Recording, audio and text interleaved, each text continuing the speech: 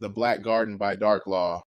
In the heart of night where shadows dance, there blooms a garden, rich and vast, a place where love and truth entwine, entangled roots and vines divine.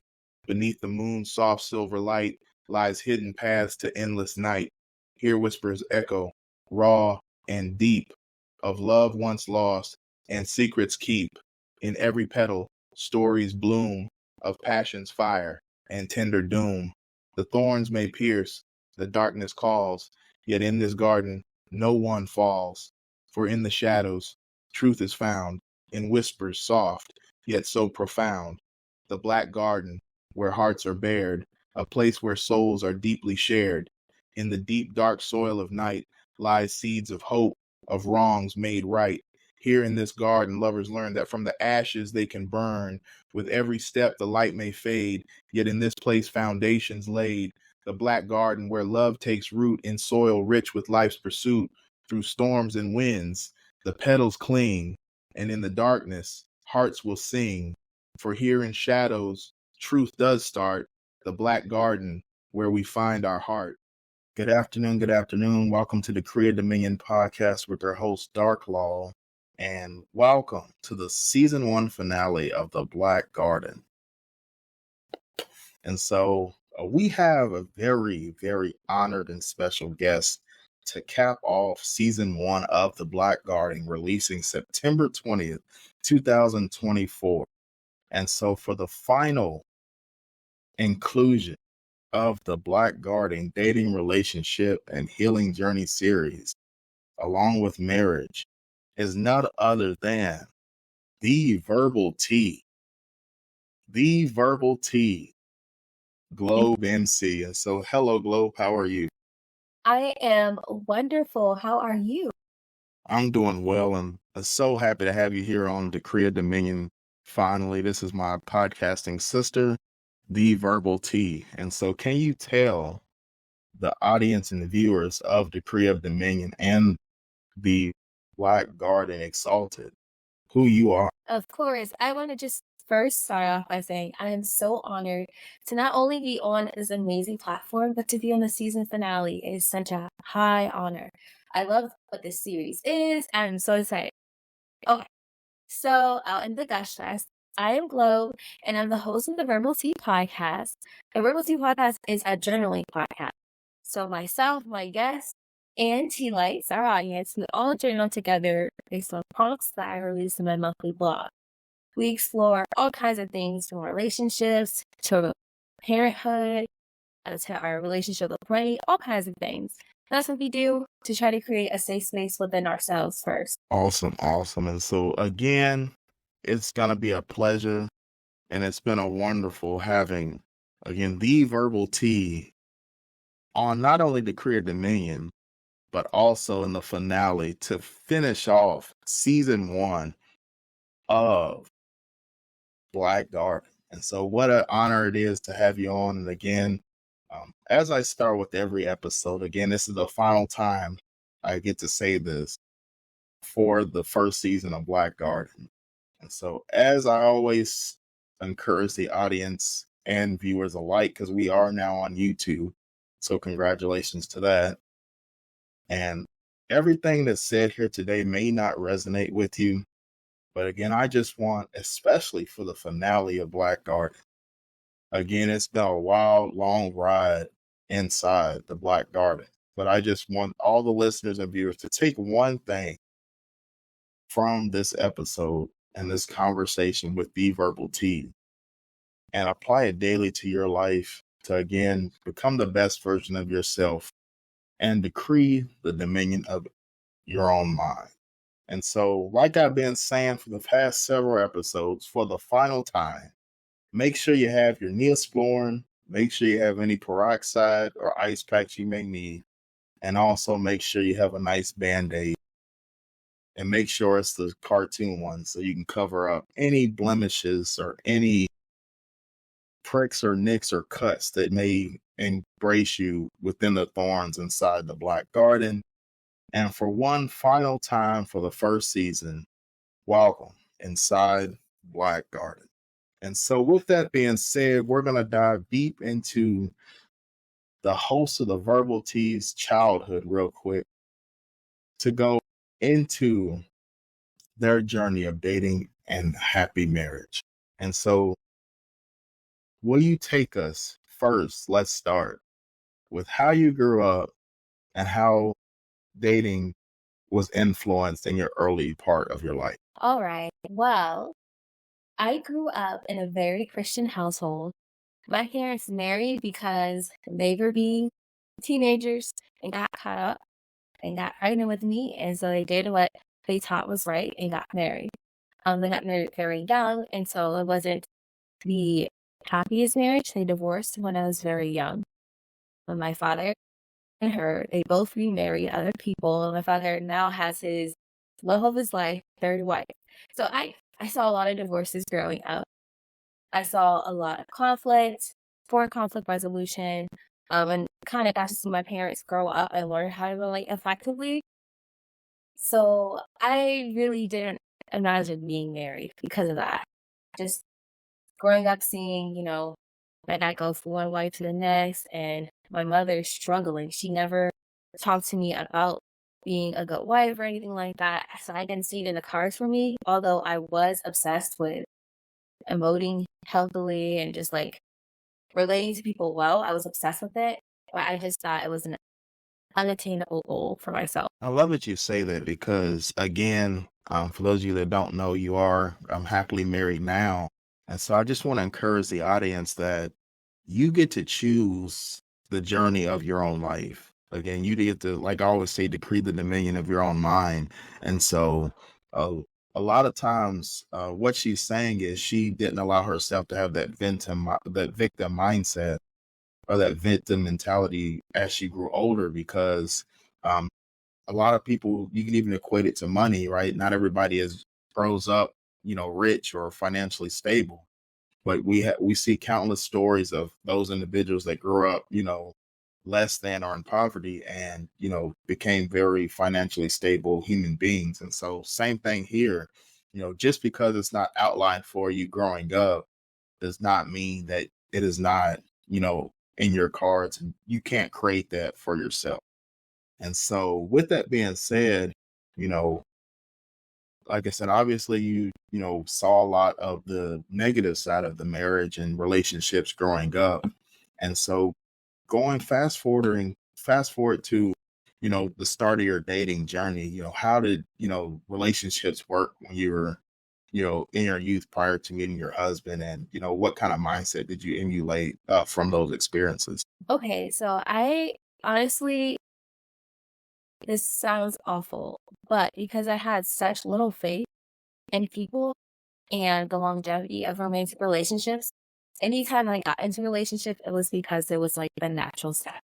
Like I enjoy spending time with this person and they want me to be their girlfriend. So sure. It was always like sure. I have very avoidant attachment style. And it wasn't until I became a mother that I was like, you know what? Now I have someone watching me. I don't want them to just say sure for love. I don't want that example of love for them. So now I need to work on myself to see how I can even be emotionally available to want to organically want to be with someone. And that's when I started doing the work right then when I was pregnant with her. I'm just writing out everything. And that's how I understood that my relationship with my father, watching my parents' relationships really impacted how emotionally unavailable I was. I love you said that because me personally, I hate the word sure. There's two words I hate, and the one is sorry, which that'll be on a future episode of Decree and Declare. But the other word is sure. And so the reason why I hate the word sure, and now people always say hate is a strong word, but the reason why I have so much disdain for that word is because it's so like average. It's just the average word. It's like, do you want me or not? Sure. Do you want ice cream for after dinner? Sure. So do you want the ice cream? Do you not want it? It's like, I guess I'll have it because it's like a forced answer, right? Like, Mhm. I guess I don't really have a choice, but I'm gonna give you the illusion of having a choice. So um I'm just gonna say sure. And so not to bash your word or choice, but I want to dive deep into that real quick because again, there's other words people use, but what you were saying is you recognize that word of sure, and you again what she's saying, I hope you guys are listening, is what she's saying is uh a lot of times we go through breakthrough moments in our life, and her breakthrough moment was becoming a mother, and you're left with two choices as a parent once you have children. And the two choices you have is to either stay in what you know because you only know what you know, or create the lifestyle that you want for your children. Again, the Bible says, leave an inheritance for my children's children. And inheritance just doesn't have to be monetarily. It could be mindset. It could be, emotionally. It could be, how your child sees their self when they wake up. And so there's more than to inheritance than just, monetary value or your will and test what your family fortune. A family fortune is not just money. It could be, you know, a family risen of people that are emotionally available, that are, mentally strong, that have, morals and values and things of that nature. And so I love that you, cultivated that for your children of, I don't want them just to go through life, average and saying sure. And I want to dive deep into that. How are you able to, what engulfed your decision to, make that change and, live by that daily? Well, the story of being pregnant, I was pregnant by myself. I didn't want anything permanent with the person that I ended up being pregnant by. Pregnancy was not planned. But I knew, I was like, this, what we have is not the example of love that I want for her. But I do want her in my life. So I just started writing. I was praying over her and I was writing what I want her to see. Like, if there is another person in our house, how are they going to treat me? How are they going to treat her? What's it going to look like? Kind of almost like scripting, manifesting. Like, this is it. This is only what's acceptable. Nothing else is acceptable. And by writing that out, I go into these thought spirals when I'm journaling, and it just makes me uncover things. So I'm like, I want this way because I saw this happen with my father, or I saw this happen with my mom, and I don't want that for her because it led me to think this was a standard. But I want to get rid of that. So just writing, honestly, just journaling and writing and manifesting.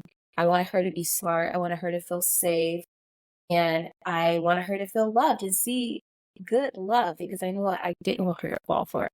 I didn't want her to date the way I dated because it wasn't healthy. It wasn't healthy or fair to me, and it was very draining. So I just wrote everything I wanted for her, what I had to do. It wasn't easy either. Like, I had to break a lot of bad habits. So it was worth it though. That's all I can really say about that. Like, it was worth it. I spent a lot of time on myself. A lot.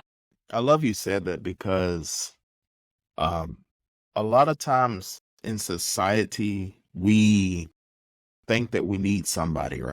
Mm. That need, or that we think that you have to be with somebody. And I love that you said you spend a lot of time by yourself and alone, because the reason why I love the illusion of being alone is because you're stuck with your own self.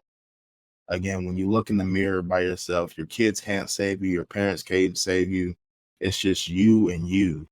I always say, the real version of yourself shows up, when the lights are off, when the TV's off, the music's off, you know, it's complete, that's the premise of darkness, right? Of, the creation of dark law, was birthed, within your own darkness. And I hope you guys were listening to that, because if there's somebody that's going to listen or view this episode, maybe you keep getting stuck in those relationships where you feel like that you need somebody, or maybe you just, are stuck, by yourself. You think that, it's a bad thing. I want to encourage everybody that being by yourself and being alone, greatness comes from being alone. And your greatest moments, your greatest thoughts, you know, if you look at anybody, Albert Einstein, anybody that's Mark Zuckerberg, your Bill Gates, anybody that's ever invented something, most of those ideas came alone in darkness. Think about your greatest authors, your greatest poets, your greatest music artists. your greatest, artists in general that, create pieces of artwork, a lot of that was created in darkness in alone time. Um, because again, that's when you operate at your most optimal level, is when you're alone and in darkness. And you said a lot about some of the things that you don't want.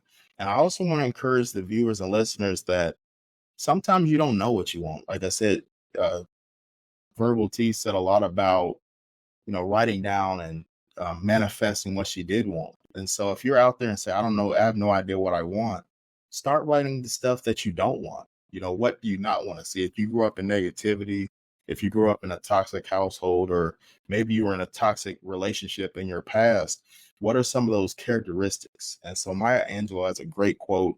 They may not always remember what they did, but you always remember how they made you feel. And so I always like to mentally revisit those darkest places and remember the feeling that you felt. Again, the premise of the Black Garden, I always tell people, I want the audience to real quick look in the mirror and think about your worst relationship, just the worst relationship, and think about how it made you feel. And think about every emotion that went through your mind. Maybe you were cheated on in the past, maybe you were abused. Think about that emotion and how you felt at that moment. And that's what you write when you think about what you don't want. And so you live daily trying to counteract that and live a successful, fulfilling life. And so I encourage all the viewers and listeners to take that challenge. Look in the mirror by yourself. Maybe when the kids are, if you have kids, maybe when they're away or at school, or if you're single, especially, just look in the mirror, with the lights off. It sounds weird to look in the mirror with the lights off, but look in the mirror with the lights off. Think about that worst moment, that darkest moment. Take your mind back and then turn the light on. And then what you see in the mirror is your real authentic self. And take those characteristics and manifest greatness upon those, and, live a successful, fulfilling life. And again, like you said, it's not easy. Again, life is hard. Marriage is hard. Being single is hard. Being alone is hard. Being together with someone is hard. It's not that you just meet somebody, you put a ring on and go on a honeymoon and you're happily married, right? Or happily fulfilled. It's a daily journey. It's an infinite game of life to achieve that. And so I encourage you to choose your hard. Everything is hard. Choose your hard. And so moving on from that, like I said, you had your child and you decided to develop a fulfilling life for your daughter. Uh, so how has those experiences, how did they manifest when you first started dating your husband? Well, when I first started dating my husband, there was some other guy actually pursuing me at the time. But this is when I was learning that just because someone is a good person doesn't mean they're good for you. So he came in and I told him, I was like, I don't think you want to talk to me right now because I kind of do have someone in limbo already. And I wouldn't want you to be through that as I sort through my mess. But he came back and we just talked about music and kind of built a friendship. And it was really nice. I'm always friends with people first, but this friendship was just different. He was asking the hard question, and I was in the space to answer them and ask them back. So we were having these very hyper intimate conversations about who we are as people, our past, our deal breakers when it comes to like all kinds of relationships, friendships, everything. We're having these very, very deep conversations while also just joking and bonding over entertainment things that we have in common. It was just very natural. There was no pressure to be romantically involved with him. It was just someone I really enjoyed talking to and I could explore anything with, and vice versa. And never experienced that with anyone besides my friends before. And I just so happened to be attracted to it as well. So it was like the whole pot. That's how it started before he met my daughter. It was just like he was everything, the whole pie, very patient. There were guys who were nice, but in a rush to meet my daughter because they want more access to me. So, meeting her meant they could spend more time with me because I could have her around. And it just didn't make me comfortable. And I really appreciated how he was just pacing it and just really focusing on getting to know me. We're gonna pause right there. Not literal pause, but I hope, especially me having, being a single father of twin boys, she said something right there, y'all, that a lot of people, I hope you didn't miss. So we're gonna break it down because I hope you didn't miss as she was speaking. And she said most men wanted utilized her daughter as more access to her.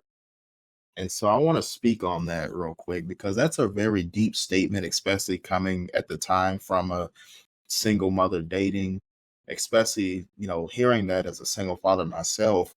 A lot of times people will leech on to the things you love most to try to maintain and gain access to the most vulnerable version of yourself. And so the reason I say that is because, the things you imagine thinking about the things you love the most, if your children, obviously, number one. If you don't have children, think about if you have a loving relationship with your parents, or maybe you have a sibling, or maybe you have that cousin or aunt or uncle that's just near and dear to you, or maybe it's not family, maybe it's a best friend or a coworker or an old teacher, you know, or maybe it's a pet, right?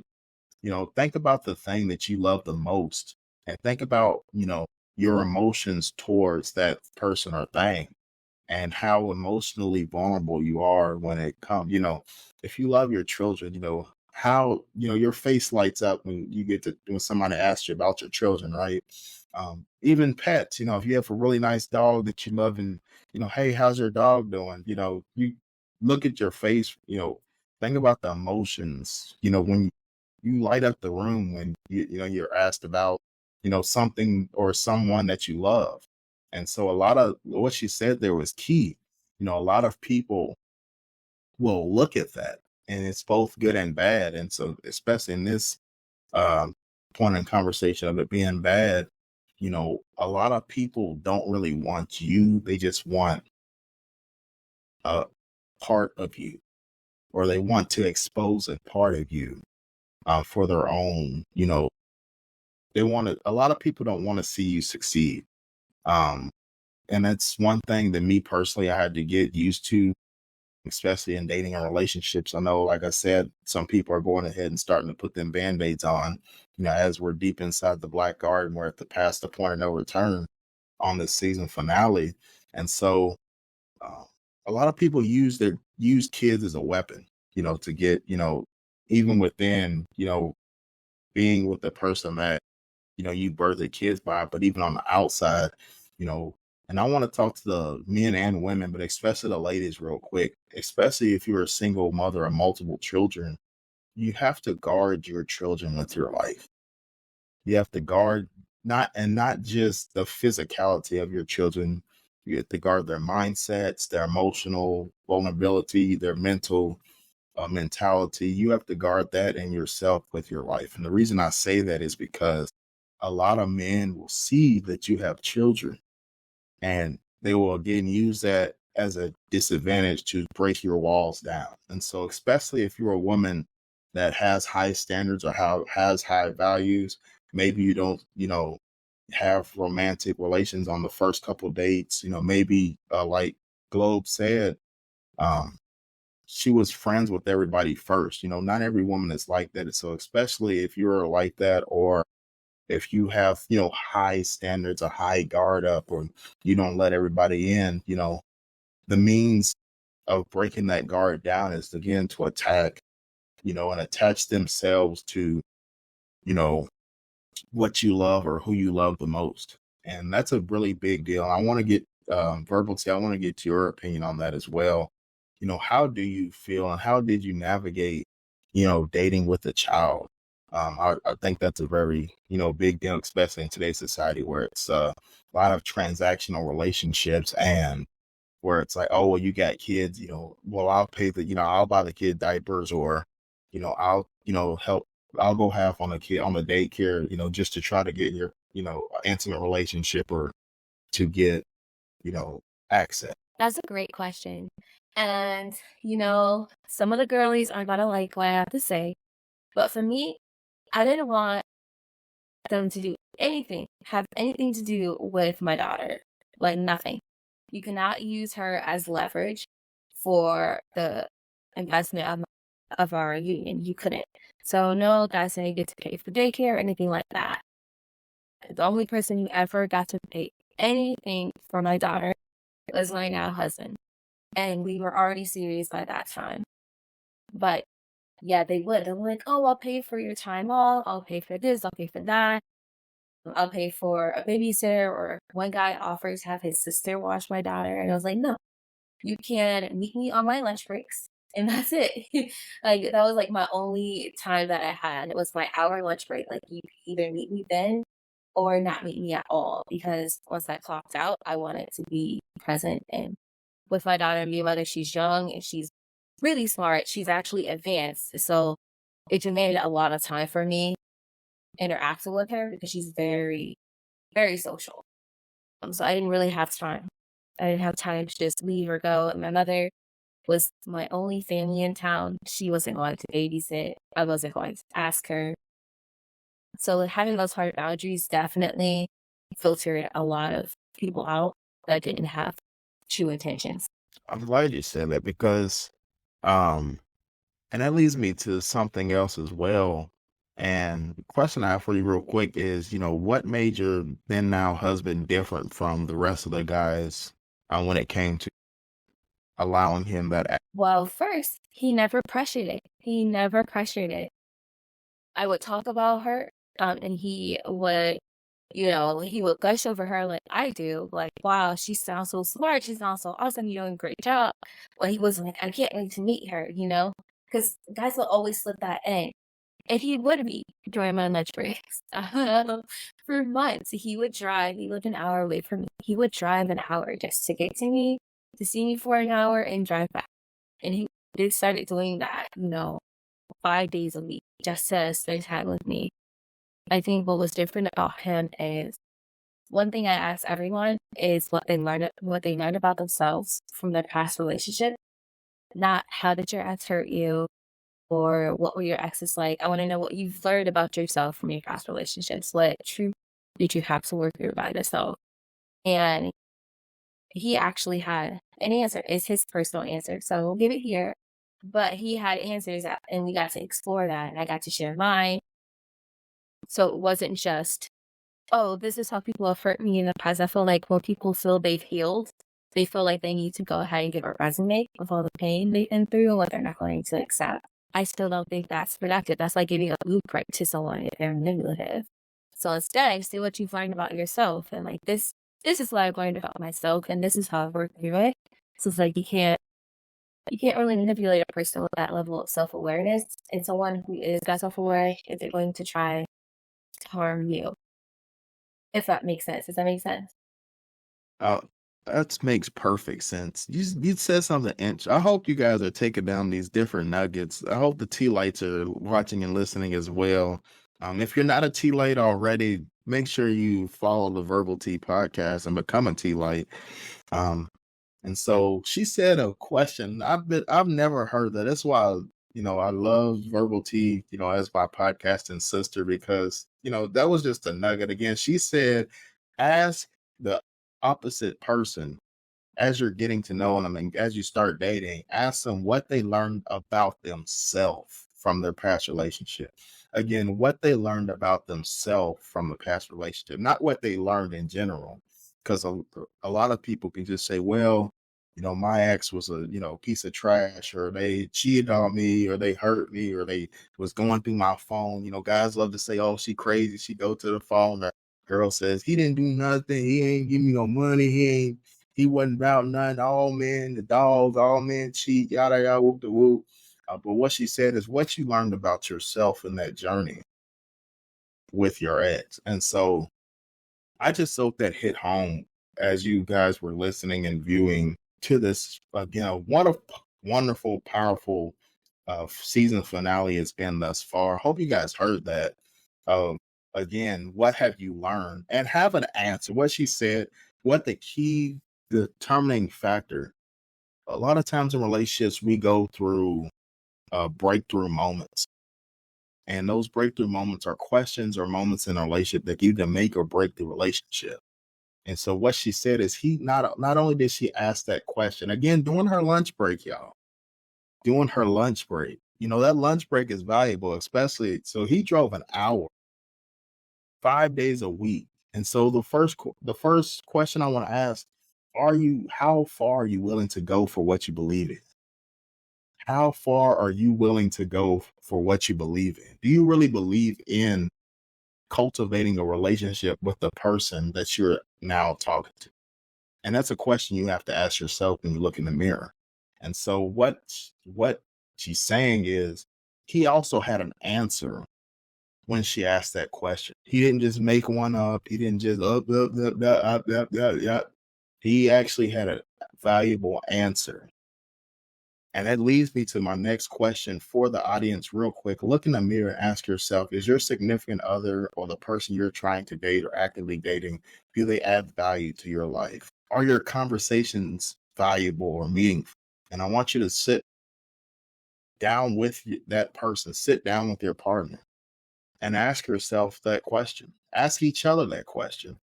When's the last time you had a meaningful conversation? Because a lot of times we get off work, we take a shower, put dinner in the oven, or get takeout, you cuddle, watch Netflix, fall asleep, be intimate, and then you wake up and start the day over again with rinse, wash, repeat.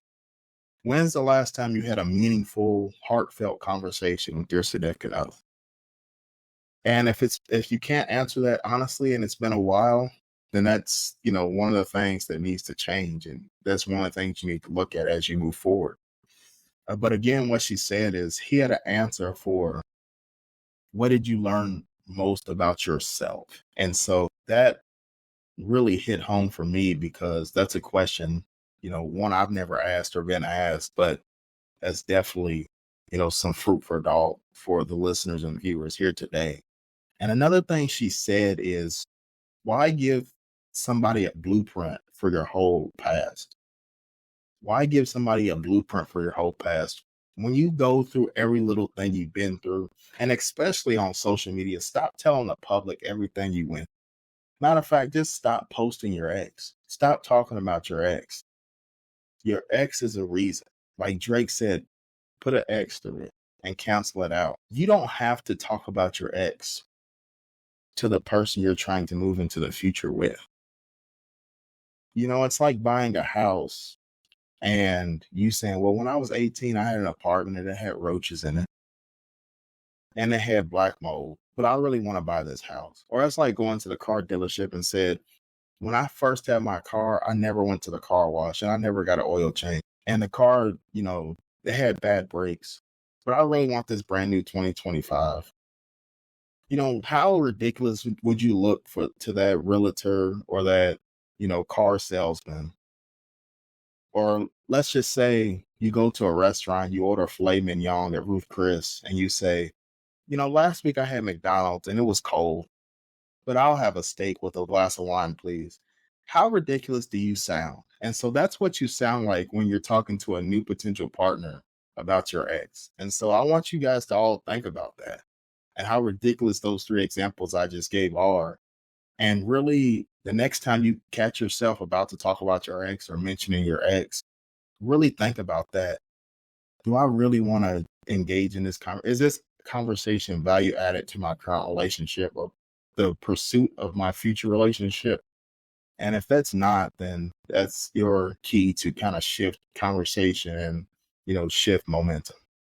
And so I love that for you. I just love that for you and Paul, right? Yes, you and Yeah. Paul.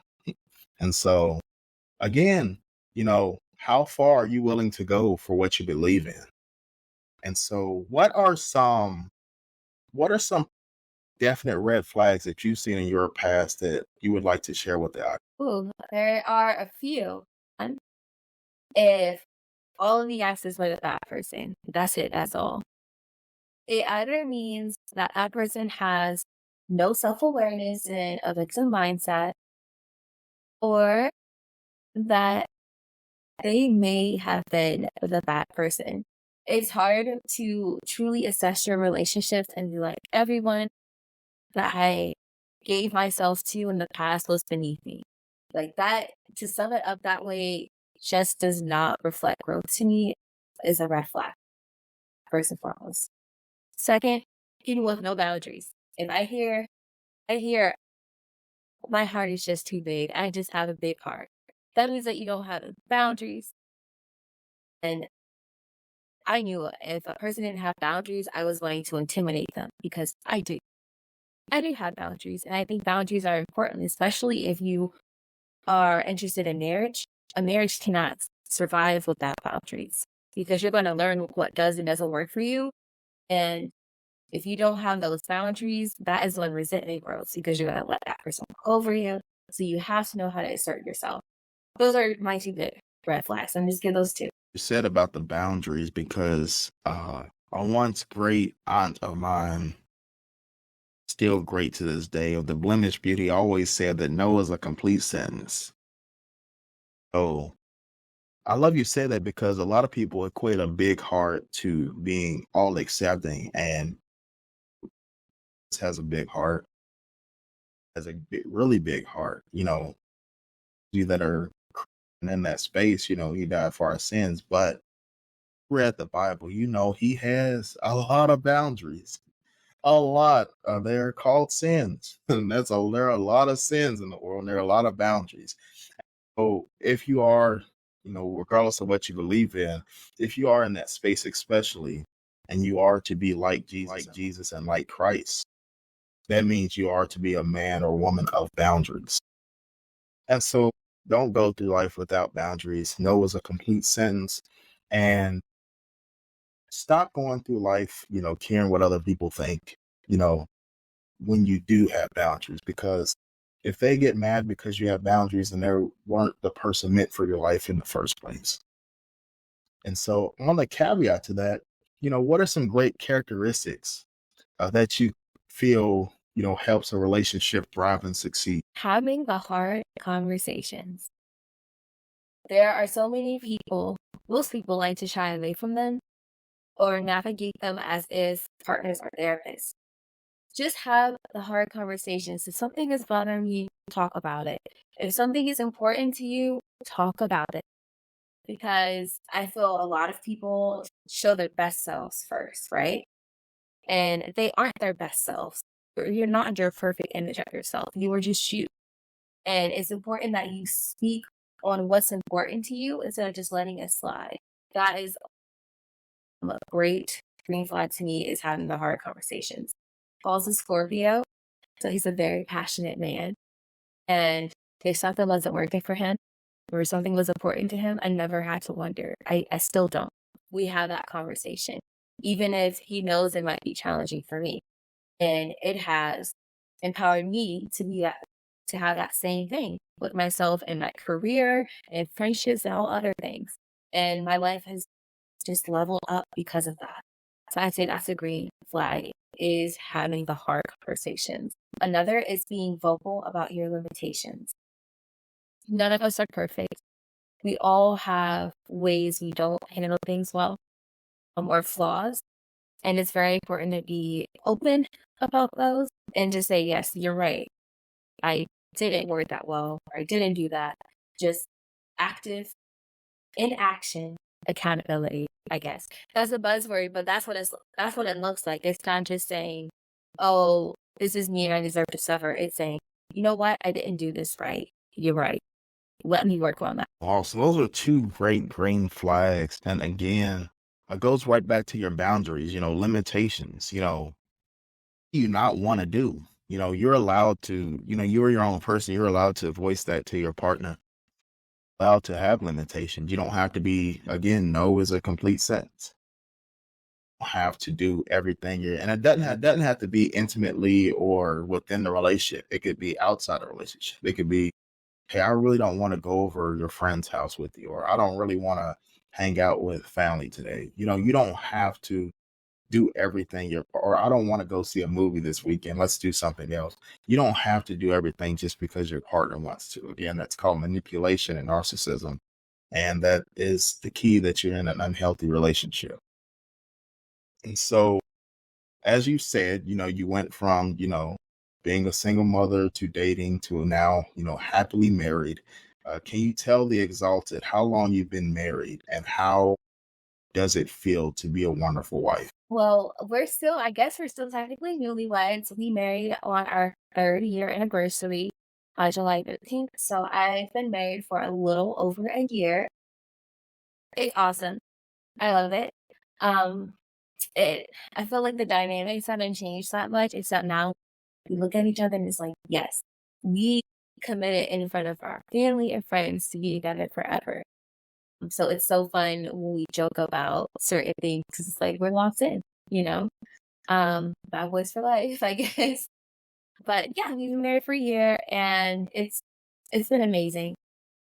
It, because I'm at this great healthy space for our relationship, I do struggle with giving relationship advice because the more that we talk, the more I realize that both of us were working on this marriage before we met each other. Like we both were working to grow to be these people before we met each other. And it's hard to compile that into a nice, concise little message or nugget for people because we both were doing the work before we met each other. They focus on the shadow work. What she said, they went through a lot of the shadow work. And uh, social media, can be the light or can be the most darkest moments. The reason I say that is because when you look at married couples, we see the Kardashians and all. You see the wedding ring. You see most people show the wedding ring, the ceremony, and the honeymoon. Little occasional the anniversary post every year and the birthdays. But what they don't show is those dark moments, those shadow works. They don't show, the crying in the middle of the night. They don't show the disagreements, behind closed doors. They don't show the frustration with, it's financially or maybe it's emotionally. They don't show the lack of connection and, navigating through that. They don't show the darkest parts of marriage. And I love that you guys say that because, again, work on yourself and manifest the marriage you want before the marriage comes. Just like people say in sports, practice makes permanence. Not perfect. Practice makes permanence. And the reason I say permanence is because, again, they're still newlywed and they're still growing. It's an infinite game of life. There's no final destination. You put the ring on, put the glass Cinderella slipper on and say yes, right, and walk down the aisle. It's a ever-going, life-changing journey that you go through in union together each and every day. And so focus on your shadow work. If you're still dating, if you're still dating, you're not yet married or engaged, what are you doing daily within each other and within the union that makes you think you deserve marriage? What part of your relationship is resemblance and in symbolization of a healthy, happy marriage? If you can't answer that question, then you're not ready to be married yet. And so you have to work on that as, time goes on to develop that. And so focus on the marriage before the marriage comes. And then when the marriage comes, then you'll still be locked in, focused on the assignment and pursuing greatness each and every day. And so, last question, and that is, what would you say to those out there that say marriage is just a paper or it's just a ring? What would you say to those people that, as we started the episode, you didn't see marriage in your, lifespan or your time frame, but what made you change your mind once you met Paul? And what could you say to those individuals that are out there that had that same mindset? So this question, that's a really good question. Because it is a piece of paper, but we are symbolic people. Humans are symbolic creatures. Marriage, I used to think was just a piece of paper, and I was indifferent to it. But call was very, very intentional and very clear on me wanting to marry. His parents were married for 40 years before we lost my mother-in-law. And yes, I helped him during that grieving period. Um, but really, it's different. It changes the energy. When you are committed to sharing your life with someone, you want to validate it in every aspect, in every way. There's just a no excuse. And it would just seem like a no-brainer to me. I'm like, yeah, we're going to move in together. We're going to raise our children together. I want to share my life with you, and I want to affirm it in everything that I do. So sure, but that's what we could do in our business because, we're paying meals together. We're doing all of this. So it just is like a natural step to me. And now we don't have to worry about doing any fancy paperwork as beneficiaries to each other's life insurance policies. We don't have to do any of that extra stuff because we're just affirming our union on every level, not just with the government, but with our friends, with our creative pursuits. He's my podcast editor, with everything.